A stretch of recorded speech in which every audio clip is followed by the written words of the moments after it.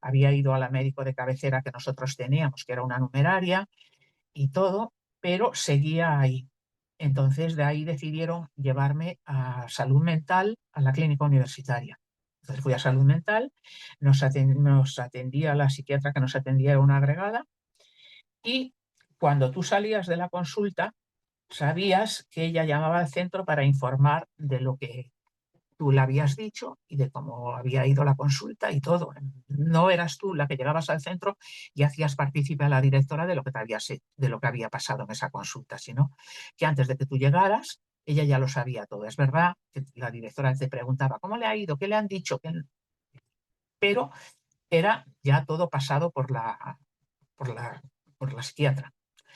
Y ahí estuve yendo, ibas pues primero cada 15 días, luego cuando ya pareció que me estabilizaron un tratamiento, pues ya iba pues cada mes, luego ya pues más o menos, y así estuve todo el año yendo.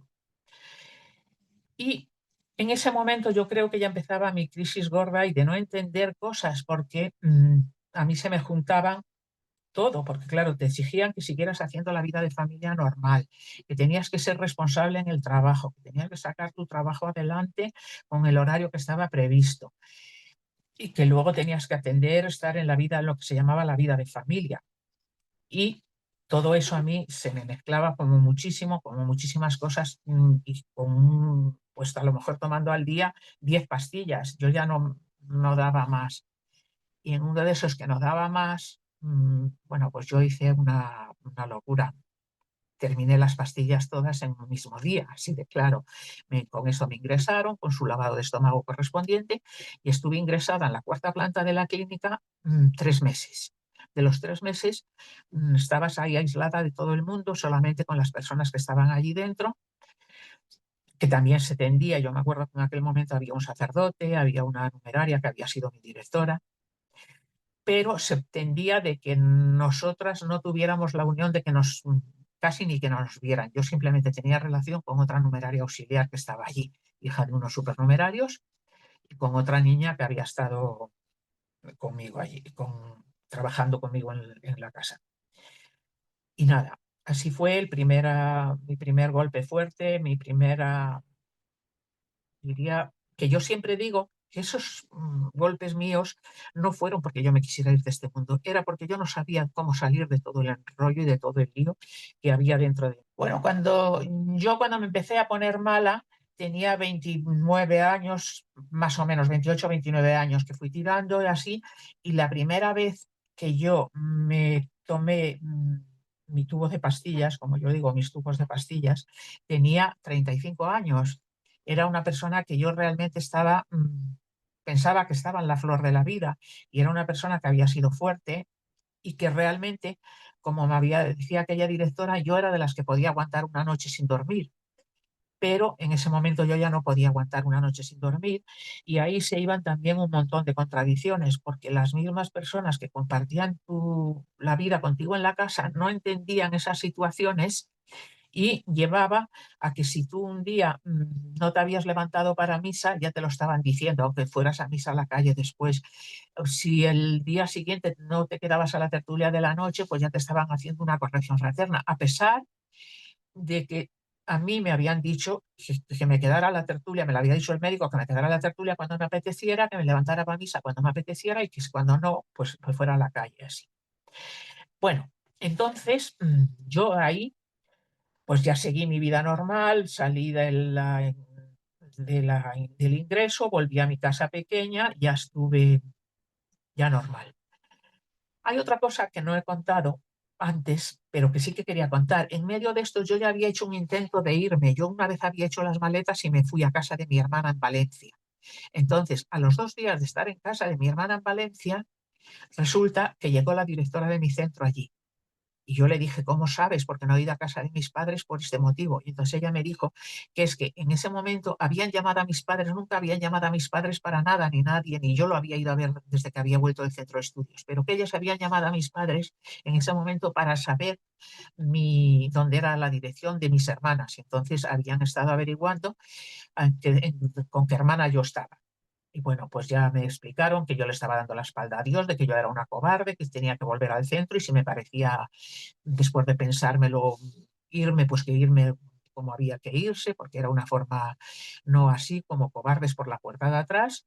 Y nada, yo volví con ella al centro, me incorporé a la vida normal y ella me dijo, no te preocupes que nadie te va a decir nada, tú no te preocupes que y nada, yo ahí estaba en otra casa pequeña de gente muy mayor. Entonces ahí gente muy mayor pues del tamaño de don Amadeo de Fuenmayor, etcétera, gente de ese tipo, gente que, por cierto, la directora de mi centro de estudios, lo recuerdo ahora con don Amadeo, siempre cuando nos decía, hablaba de trabajo, nos decía que a ella, don Amadeo, le había enseñado que mientras tuviéramos tiempo para decir que no teníamos tiempo, era porque nos sobraba tiempo, que todavía podíamos tener más ocupaciones. Entonces yo lo recuerdo ahora porque era una cosa que al hablar de esto lo recuerdo. Y entonces ahí estuve, ya al año siguiente me volví a una casa pequeña donde dormía en el centro. Y yo seguía mal, seguía esto, y yo como me enteré de que lo que estaba pasando mm, con la psiquiatra, entonces yo dije que yo quería cambiar de médico, que yo no quería un médico que fuera de la sección de mujeres. Entonces a mí me cogió la directora y me dijeron, me acuerdo que me atendió otro médico que era supernumerario, pero a los 15 días me di cuenta de que la cosa era exactamente igual, que allí todo me estaba llegando igual, llegaba todo a casa a casa antes de que yo llegara, todo era los criterios, todo era según el espíritu del Opus Dei, según esto. Y bueno, pues normal, la vida normal, y ahí otra vez me volví a ver agotada, me volví a ver y me metí en mi habitación y me volví a tomar todas las pastillas que tenía. Entonces ya a partir de ahí sí que es verdad que me volvieron a ingresar, estuve otra vez ingresada un tiempo, me retiraron todas las pastillas, no me les retiraron la medicación, me retiraron las pastillas y entonces yo, como los niños pequeños, tenía que ir a la directora a cada hora que tenía que tomar la pastilla para que me diera la pastilla. Y así estuve muchísimo tiempo hasta que ya pareció que volvía a la vida normal y ya normal. Luego tuve un tercer ingreso, pero ese tercer ingreso se lo planteó el psiquiatra, me dijo que para que saliera del centro y hiciera un poco vida en otro sitio y entonces ahí sí que en ese tercer ingreso yo podía salir a la calle desde la clínica. Lo único que tenía prohibido era ir a mi centro. Salía con otras personas, quedar con una amiga o lo que fuera, pero nunca ir al centro. Y entonces ahí estuve otros 3 meses, con lo cual yo siempre digo que en la clínica universitaria estuve un embarazo. Entonces ahí estuve, bueno, pues la vida era así de dura, ¿no? Y yo recuerdo de que en medio de eso, eh, yo un día que me puse muy mal, me mandaron a urgencias a la clínica y no había ningún médico de confianza que me atendiera. Y entonces me mandaron a una médico que era residente, que ella era argentina y estaba haciendo, pues, o no era residente, o sea, yo sé que ella estaba allí haciendo alguna especialidad o algo con un numerario. Y me atendió ella, me dijo, yo no te puedo dar ningún resultado que no te lo dé mi jefe, así que vas a pasar a consulta con mi jefe. Pasé a consulta con su jefe, estaba yo sola, porque allí me dejaron, como era con ella, me dejaron allí. Pasé a consulta con su jefe y su jefe me dio una serie de instrucciones de que si no tenía ganas de levantarme, que no me levantara, de que si esto, que los tratamientos que me habían dado era un tratamiento muy fuerte, que yo no me agobiara, que no sé, una serie de cosas. Y yo llegué a casa, lo conté y conté quién me había visto. Entonces, a los 2 días me explicaron que nosotros no tenía que vernos ningún numerario, así que se habían acabado las consultas con este médico y el tratamiento que él me había puesto, que lo iba a rectificar alguien que no fuera él. Y entonces nada, volví a mi psiquiatra normal y así fue la vida y fue pasando. Y ya de ahí yo ya no volví a trabajar el tiempo que estuve en la obra ya no volví a trabajar en una casa normal, ya me pasé, como estaba cansada, me mandaron a hacer formas al colegio, a un colegio mayor, y en ese colegio mayor donde yo hacía las formas era tremendo porque hacía las formas para toda la universidad y para toda la delegación de Pamplona, que era San Sebastián, Bilbao, Vitoria, Logroño, Pamplona. y la Universidad de Navarra entera. Cuando llegaba la novena, cada día tenías que hacer miles de formas. Y yo ahí nunca conseguí llegar y eso me agotó muchísimo. Entonces ya me dijeron, bueno, pues no lo dejas de hacer, de momento vas a estar aquí en el centro tranquila, ayudas un poco y ya está. Y entonces estuve en el centro ayudando un poco y ayudaba en el centro y luego pues me paseaba, alguna temporadilla pasé en San Sebastián y así, porque cada día, como yo no sabía lo que pasaba, cada día me cargaban más de medicación y cada día estaba más dormida y más dopada. Entonces, bueno, ahí más o menos, yo lo que quería comentar era cosas varias así que han ido pasando en ese tiempo. Por ejemplo, yo en ese tiempo que estaba en este centro, se murió mi padre y me fui a verlo cuando estaba muy mal con otra numeraria. Y también estuve con él en el hospital, la numeraria quería que yo fuera a dormir al centro, yo le dije que no, que iba a dormir con mi padre en el hospital, que para que yo sí iba allí era para que mi madre descansara un poco. Y en medio de esto llegó un día que me dijo, sabes, mañana nos tenemos que ir. Y yo la verdad aquel día me envalentoné y le dije, si quieres si quiere se va usted, pero yo me quedo aquí porque mi padre está muy mal. Dice, bueno, pues vamos a darnos un día más, pero su padre no le pasa nada y se puede quedar. Y en ese día más que nos dimos murió mi padre. Entonces murió mi padre, le enterramos y al día siguiente de enterrar a mi padre me dijo que nos teníamos que ir, que había mucho que hacer en el centro y que había mucha labor que hacer y que entonces nos teníamos que ir. Entonces yo me fui dejando a mi madre sola. Bueno, quedaban mis hermanas también, una se tenía que ir por los hijos, otra por no sé qué, pero yo se me partió el corazón porque yo era la pequeña de mis padres, siempre había estado muy unida y me tuve que ir y dejar a mi madre sola allí, sin más atención. Y de ahí pasaron 3 años otra vez hasta que fui a volver a ver a mis padres. Y y así fue toda la vida. El ir a ver a tus padres era pues cada 3, cada 4 años, ir acompañada de una numeraria. Si querías hablar con ellos por teléfono, llamar decírselo a la directora, pedirle permiso a la directora. Y entonces a veces te decía que sí, otras veces te decía que no, porque habías hablado hacía pocos días. Otra cosa que también pasó en todo ese tiempo, otros cambios que hubo, fue el cambio de que yo cuando llegué, las numerarias eran las señoritas y las tratábamos de usted, aunque fueran muy jóvenes, y las numerarias auxiliares mayores trataban exactamente igual de usted y de señoritas a las numerarias. Y ellas a ti te llamaban por su nombre. Y en lo que eran las reuniones de familia, pues tú siempre se procuraba que llevaras el uniforme, que se supiera que eras numeraria auxiliar, que para eso eras una hija pequeña del padre y al padre era lo que más le gustaba, que las hijas pequeñas fuéramos guapas con nuestro uniforme. Bueno, pues todo eso se fue cambiando y un día me acuerdo que en el círculo nos dijeron que ya no, mejor que no usáramos tanto el uniforme, que solamente para los ratos de trabajo, igual que ellas usaban la bata blanca, que tú usaras tu uniforme. Y el resto del tiempo para tertulias, para oración, para todas estas cosas, que tú usaras tu ropa que a veces escaseaba, porque como estabas todo el día con uniforme, no había tanta cantidad de ropa quizás como tenían las numerarias, pero bueno, y que también que ya a partir de entonces a las numerarias se les dejaba de llamar señoritas. Y eso fue nada, pues todo el mundo salimos del círculo y cada una pensaba, yo creo que cada una pensaba cómo hacerlo, ¿no? Entonces, pues ya era fulanita, va acá, para allá.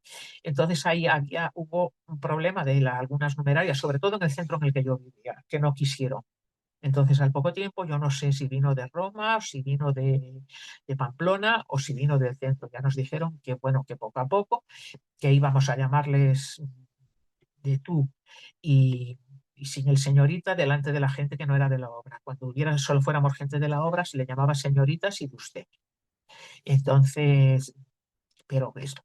Y entonces resulta que, claro, nosotros había un lío, porque tú estabas y le decías, y cuando tú no estabas, cuando a ti se te olvidaba, cuando estaban las niñas de la calle, para mí era igual. Yo le decía, señorita, esto, y entonces eso llevó muchas correcciones fraternas, llevó muchos, igual que lo del uniforme, de que no fueras con el uniforme a misa y a las tertulias. Y yo ahí recuerdo también que en el tiempo que yo estuve en Aralar vino don Álvaro 3 veces y luego vino don Javier Echevarría varias veces también. De hecho, estuvo una vez como un mes que lo operaron. Al principio, cuando venía don Álvaro, te hacían ponerte el uniforme bien visto con tus medias, porque íbamos con nuestro uniforme, nuestras medias, nuestra manga larga, aunque fuera agosto, y poner que nos poníamos las primeras para que supiera quién éramos las numerarias auxiliares. Y luego ya llegó un momento, las últimas veces que vino don Álvaro y las primeras de don Javier, que fue las que cogí, pues ya era al revés, ya te decían que no te pusieras el uniforme, que no había que estar con uniforme, y eso, ahí fue donde empezamos a ver quizás un cambio en las numerarias auxiliares. Otra cosa que también yo sí que quería comentar y contar, aunque no sea con datos muy concretos, pero sí vivido por mí, era el tema de la pobreza. Las numerarias auxiliares, cuando trabajamos en la casa pequeña, lo que sean las administraciones extraordinarias, a final de mes la administradora, si podía ella, cogía el sueldo de todas y lo llevaba en un sobre al centro. Decía que era el sueldo de todas, yo no sé lo que era, un dinero que ella entregaba en el centro para el mantenimiento del centro nuestro. Y si no, se le daba el sobre a una persona mayor y la persona mayor entregaba el sobre. Tú nunca firmabas nada ni decías, aquí entrego mi dinero, entrego mi nómina o lo que sea, no.